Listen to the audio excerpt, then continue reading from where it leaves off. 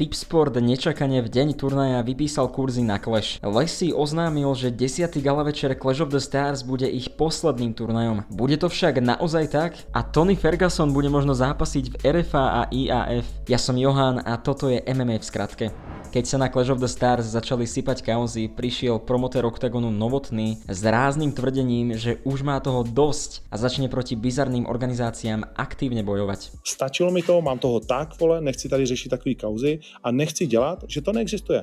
Ne, vole, já prostě už jsem teď, zrovna mě to přeteklo a budu aktivně proti tomu. Okrem toho však spomenul, že by uvítal, aby sa na pochybné, podľa neho predané zápasy nedalo stavkovať. A taktiež povedal, že kto bude spolupracovať s Clashom, má dvere do Octagonu zatvorené. A byl bych taky jenom rád, kdyby se na to už nesázelo, protože jsou tam domluvené výsledky. Jsou to domluvené zápasy. Je to prostě, v životě se na to nemělo sázet. Je to proti etickým vlastně hodnotám těch společností. Dělají si z lidí prdel.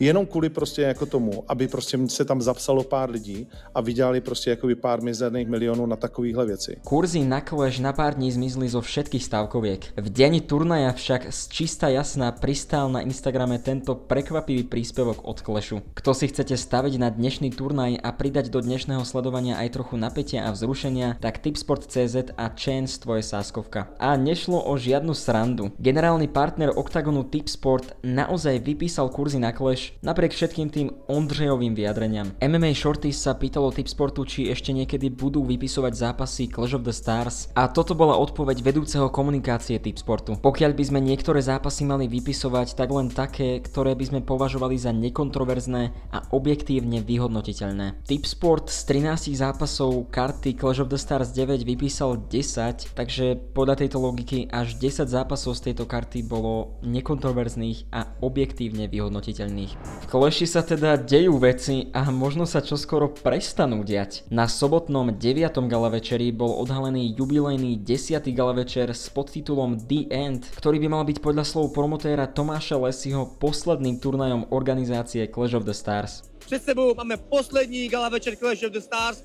číslo 10 v Brně 23.11. Viny sa Tomáša na koniec organizácie priamo pýtal v rozhovore po turnaji, ale moc sa toho nedozvedel. Největší otázka dneska, kterou lidi strašně řeší, konec Clash of the Stars. Můžeš tomu něco říct? Další gala večer bude poslední. Je to tak, 10. gala večer bude poslední gala večer Clash of the Stars.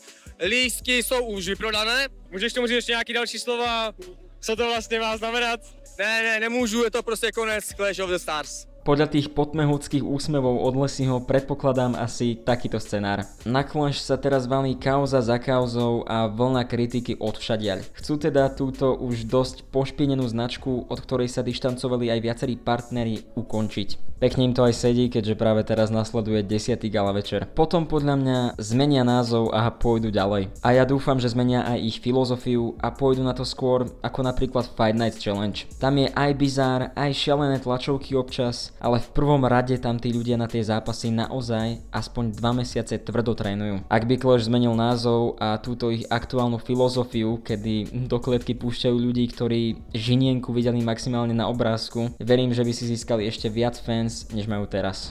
Jedna z najväčších legend UFC by mohla zápasiť u nás v Česku a na Slovensku? Vraj to nie je nič nemožné. V minulosti sa hovorilo, že Octagon jednal s Diazom, teraz však promotéri IAF a RFA majú ešte lepšie správy. S Tonym Fergusonom jednali o tom, že by šiel do zápasu s Brichtom, ktorému odstúpil súper šampión RFA Mežidov. S touto až priam senzačnou informáciou prišli v livestreame na Instagrame a to nie je vôbec všetko.